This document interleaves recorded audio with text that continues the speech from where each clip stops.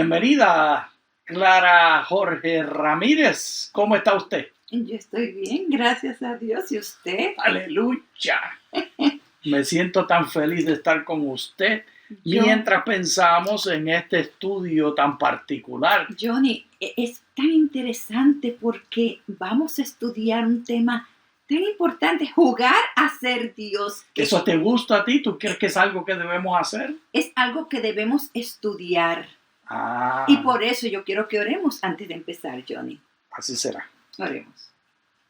Gracias te damos, Padre, por tus misericordias, por tus bondades para cada uno de nosotros. Te pedimos, Señor, que al estudiar tu palabra en esta ocasión, Señor, que tú seas con nosotros y nos ayude a entender y a poder compartir tu palabra con todos ustedes. Gracias por este hermoso día, por la vida y la salud que nos das. Y todo esto te lo pedimos en el nombre de Cristo Jesús, nuestro Salvador y Redentor. Amén.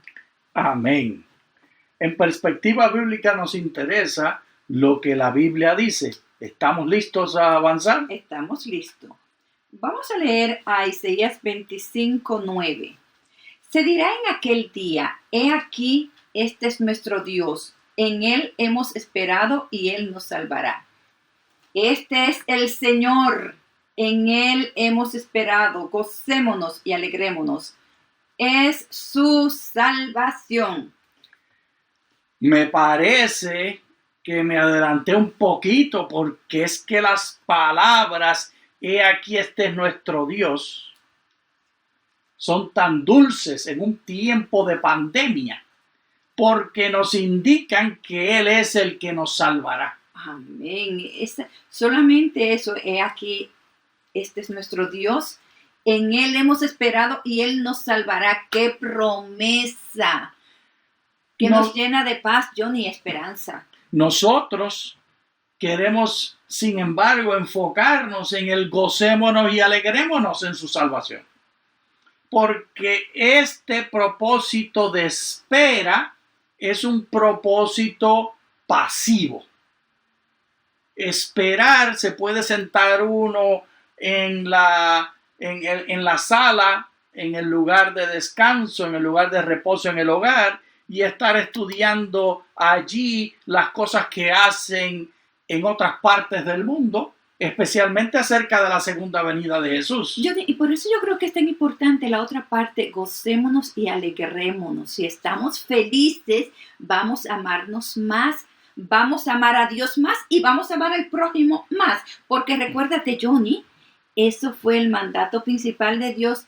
Ama a Dios con todo tu corazón, con toda tu mente y a tu prójimo como a ti mismo. Y el propósito de la Biblia es que nosotros hagamos. Que hagamos. Y este hacer ocurre porque estamos en Él. Amén. Y el hacer está relacionado con nuestra actitud. Gocémonos y alegrémonos. Pero hay oportunidades claras que el alegrarse y el gozarse, si se enfoca en nosotros y no en la acción por otros y la acción por Dios, trae nefastos resultados. Johnny, y yo sé que no está aquí en la lección, pero mirarnos nosotros me recuerda tanto la experiencia de Pedro. Cuando empezó a caminar en las aguas, se puso a pensar él mismo, estoy caminando, y se hundió. No nos miremos a nosotros, miremos siempre a Dios. Y hay un personaje que se dedicó a mirarse a sí mismo y todavía lo está haciendo. ¿Leemos acerca de este personaje? Leamos en Isaías 14, del 12 al 17. ¿Cómo has caído del cielo, oh lucero, hijo de la mañana? Has sido derribado al suelo, tú que debilitabas a las naciones. Tú has dicho en tu corazón, subiré al cielo en lo alto, hasta las estrellas de Dios levantaré mi trono y me sentaré en el monte de la asamblea, en las regiones más delantes del norte. Subiré sobre las alturas de las nubes y seré semejante al Altísimo. Pero has sido derribado al Seol, a lo más profundo de la fosa. Los que te vean te contemplarán, reflexionarán ante ti diciendo: ¿es ese aquel hombre que hacía temblar la tierra, que sacudía los reinos, que convirtió el mundo en un desierto, que destruía sus ciudades y que a sus prisioneros nunca les abrió la cárcel? Amada Clara, Dios nos ayude, Johnny, a no mirarnos a nosotros mismos. es muy fácil hacer esto. Es muy fácil. Aún contemplando esperar pasivamente la segunda venida de Jesús, viéndonos como víctimas, sentados en la sala estudiando las profecías y los eventos del tiempo del fin, y no pensando en qué nos toca a nosotros hacer y haciéndolo en alegría y en gozo. Te comunico esa tensión, Clara. Sí. Y el hermano, porque es hermano nuestro, porque él es hijo de Dios, él fue creado por Dios. ¿O acaso él es una criatura de su propia creación? Igual que nosotros, fue creado por Dios y al igual que nosotros fuimos creados por Dios, Johnny. Y la tentación que él tuvo y que tiene todavía está relacionada con el orgullo. Tal vez debemos leer la definición de la Real Academia. Vamos a leer pecados originales, orgullo. 1. Sentimiento de satisfacción por los logros, capacidades o méritos propios o por algo en lo que una persona se siente concernida.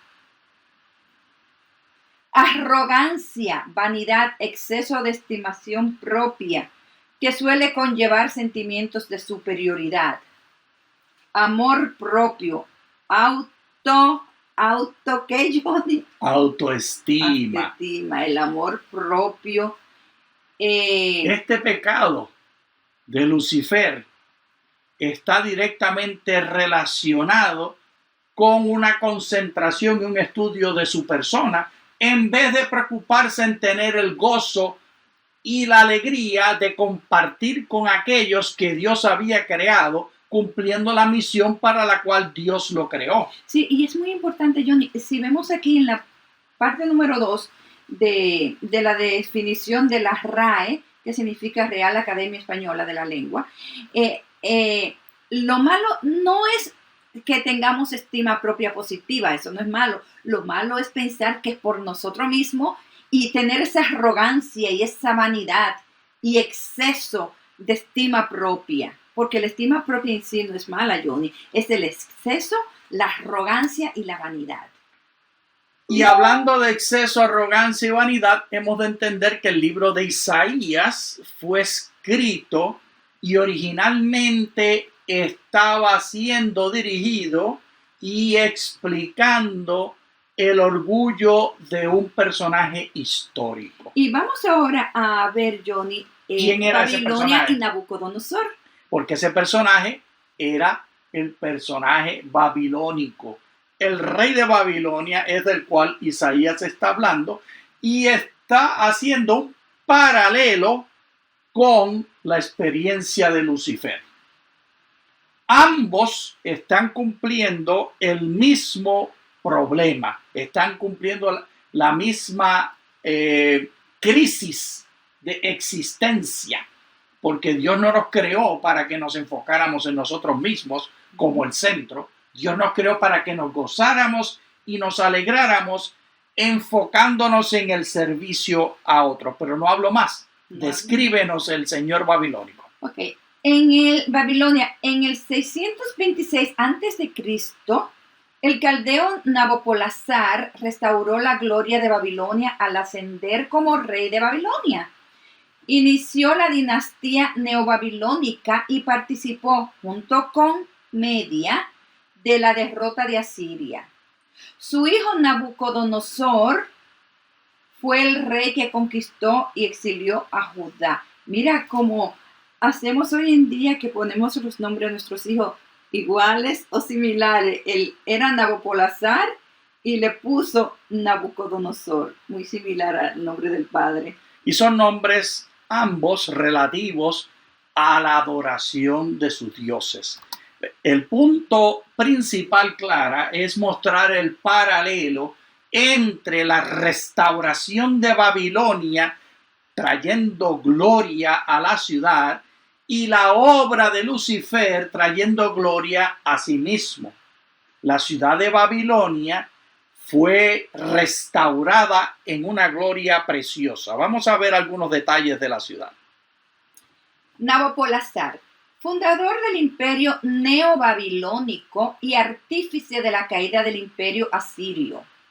Reinó del 23 de noviembre del 626 a.C. y falleció el 15 de agosto del 605 a.C. ¡Qué poquito duró él! Y el cilindro de Nabopolassar nos da detalles acerca de su vida. Y él se llama a sí mismo Nabopolassar como hijo de nadie. Hijo de nadie. ¡Qué triste es eso! Bueno, lo que sucede, Clara, es que él pretende indicar que su origen es divino. Oh. El nombre está comunicando un mensaje. Aquí no me trajo mi papá no me dio nada, no me heredó nada. Yo soy el que he creado. Y en ese cilindro se dan detalles de cómo se caracteriza la visión de él y por qué Isaías utiliza al reino babilónico y al subrey y al reinado, a la oficina del rey, como paralelo para Lucifer. Y lo interesante, Johnny, es que aquí vemos que él se llama hijo de nadie, pero al mismo tiempo está violando uno de los mandamientos que dice honra a tu padre y a tu madre. Cuando tú dices que eres hijo de nadie, tú estás deshonrando a tu padre y a tu madre. Entonces Nabopolassar, en su cilindro, él está haciendo muy mal.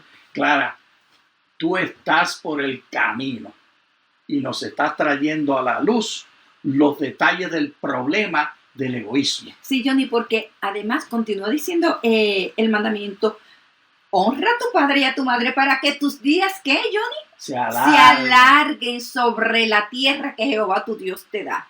En otras palabras, nuestra relación con el prójimo y el éxito de nuestra vida están en una y en la misma realidad. Pero volvamos al cilindro. Volvamos al cilindro. Nabopolassar, el rey de la justicia, el pastor llamado por Marduk, el creado por Nimena, reina de reinas, aquel a quien Nabú y Tashmetú extienden la mano, el príncipe amado de Ninshiku. Cuando era joven, aunque era hijo de un don nadie, buscaba constantemente los templos de Nabú y Marduk, mis patrocinadores, decía él. Mi mente estaba preocupada por el establecimiento de sus órdenes y la completa ejecución de sus ritos.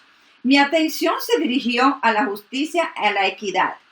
Shazú, el Señor que comprende los corazones de los dioses del cielo y del inframundo, que constantemente observa los hechos de la humanidad, percibió mis pensamientos internos y me elevó a mí.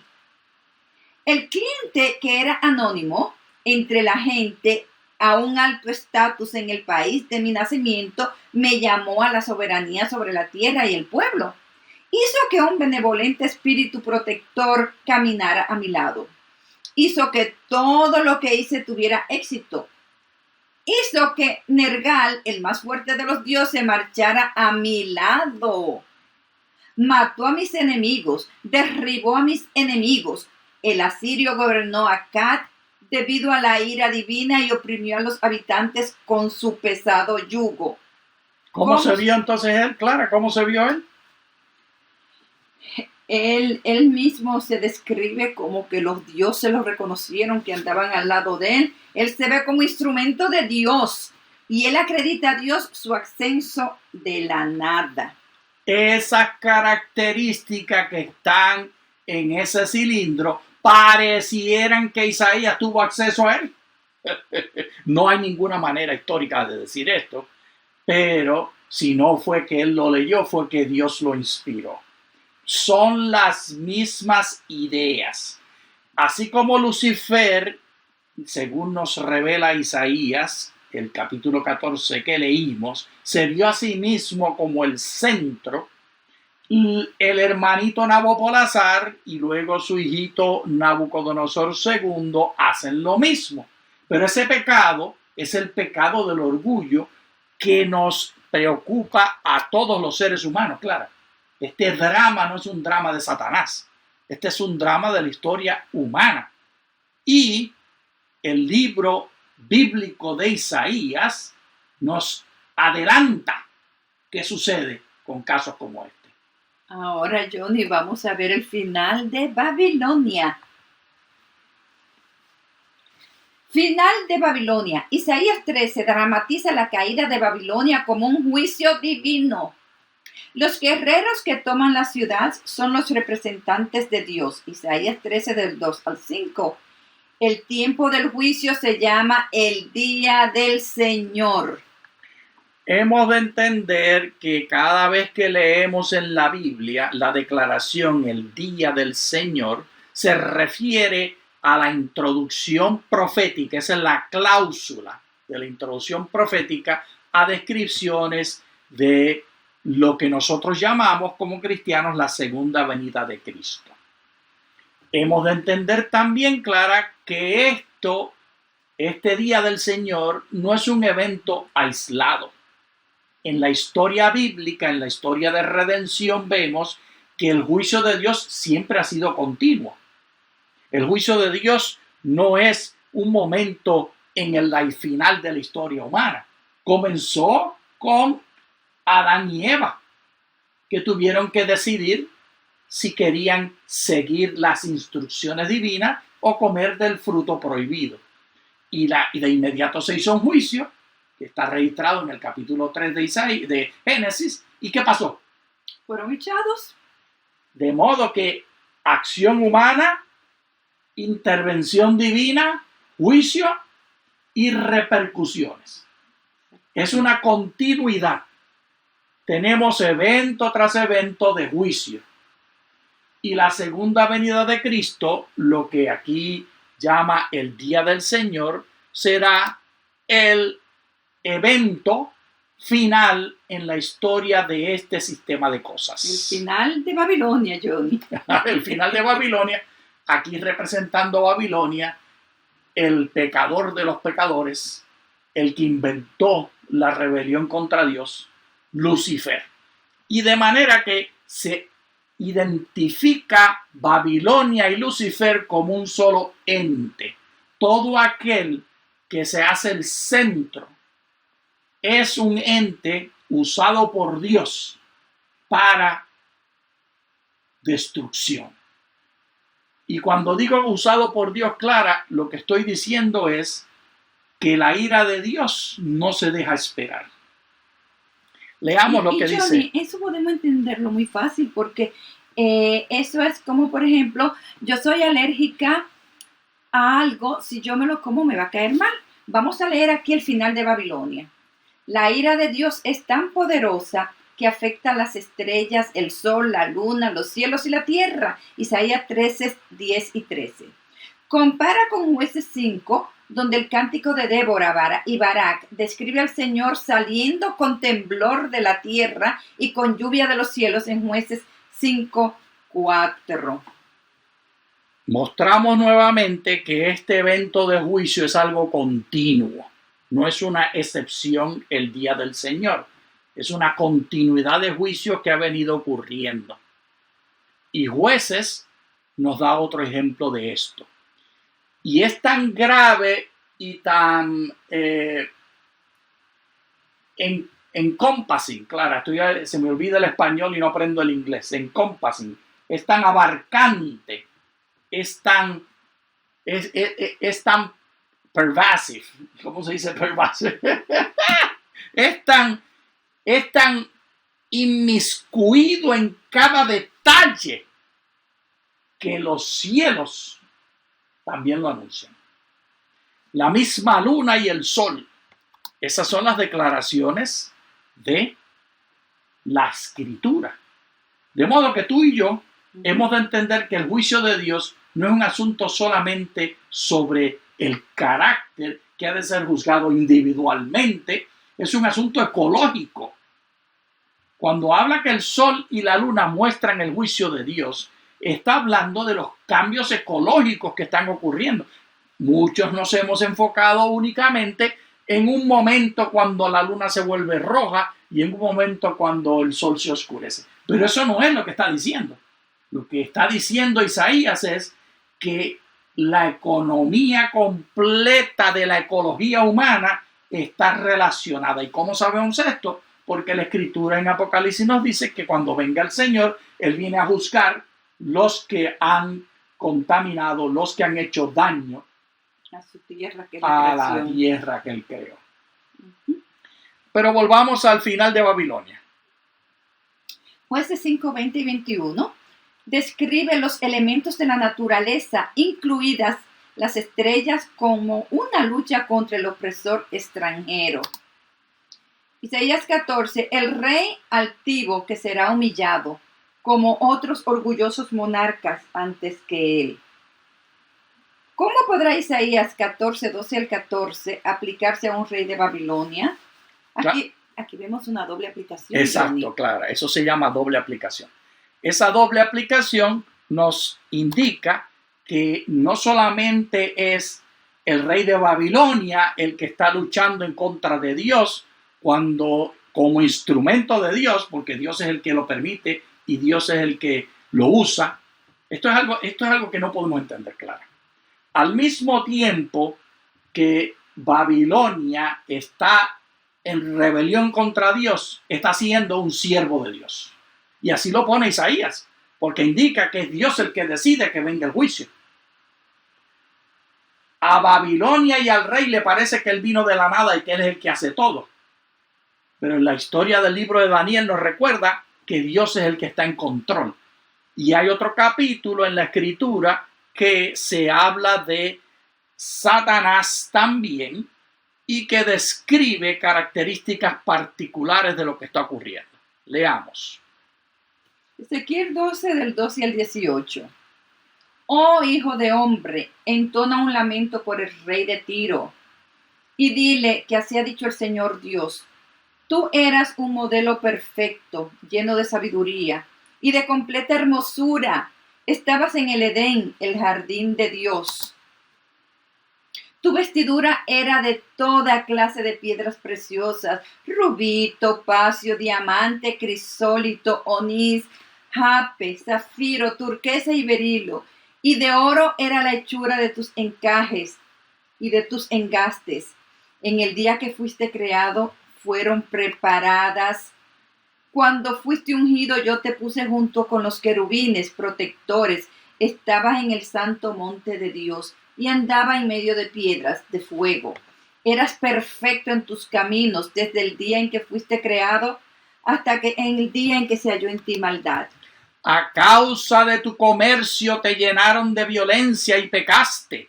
Por eso te expulsé del monte de Dios, y un querubín protector hizo que desaparecieras de en medio de las piedras de fuego.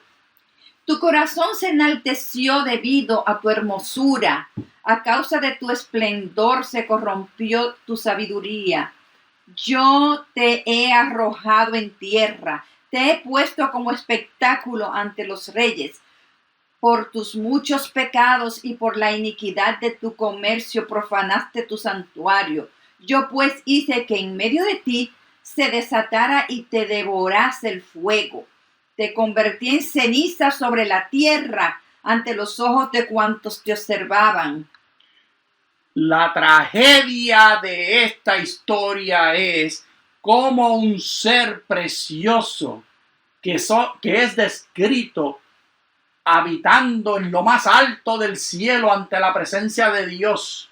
Y que fue creado con tanto amor, Johnny. Ay, con tantos detalles. Y con tantos lujos, tanto detalle, era hermoso. Y esas vestiduras tan bellas. Y mira. Se convirtió en el enemigo de Dios y en el tentador de los seres humanos y el acusador de los seres humanos. Esta tragedia la repite el libro de Apocalipsis hablando de una gran batalla. antes de leer en Apocalipsis Clara, entendamos que estos detalles de controversias entre el bien y el mal no son líneas demarcatorias que se separan y nunca están entrelazados, porque tanto es así que Satanás se rebeló contra Dios, pero el libro de Job revela que él venía ante el concilio de Dios y tenía que pedir permiso a Dios para actuar. Y él actuaba en el nombre de Dios cuando Dios lo permitía y llegando hasta el cumplimiento de las instrucciones de Dios. Y esto hace que es una compleja relación. No es una línea divisoria que son dos campos. Además, el hermanito Nabucodonosor II, recuerda tú que la historia del libro de Daniel nos dice que Dios le da sueños y visiones, revelándole su propósito. Y no solamente una, Clara, no solamente una que hablaba del futuro, sino visiones e intervenciones para que él se arrepintiera.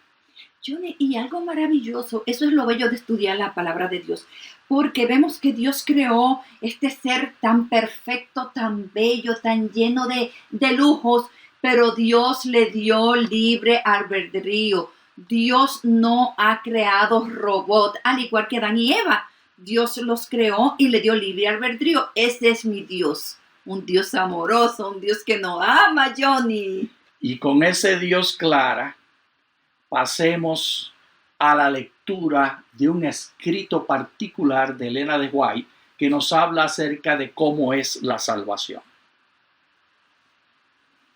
Estamos leyendo de manuscritos, Elena G. de White, volumen 6, página 32. Surgirá la pregunta, ¿cómo es? ¿Es mediante condiciones que recibimos la salvación? La condición es que al vivir la fe nos aferremos total y completamente a los méritos de la sangre de un Salvador crucificado y resucitado. Esas palabras claras las usaremos al terminar nuestra lección. En medio de este conflicto de los siglos, donde el juicio de Dios continúa y se manifiesta en etapas diariamente, se ha dicho, cada uno de nosotros está en diálogo con Dios y Dios está en diálogo con nosotros, así como estuvo con Nabucodonosor para traernos de vuelta a su camino y nunca nos abandona. La seguridad siempre está en Jesús. Nunca está en Clara, nunca está en Johnny, nunca estará en ti. En medio de COVID-19, en medio de inseguridad económica, el llamado que te hacemos es a confiar en Dios, quien te da la salvación segura. Muchas gracias. Muchas gracias.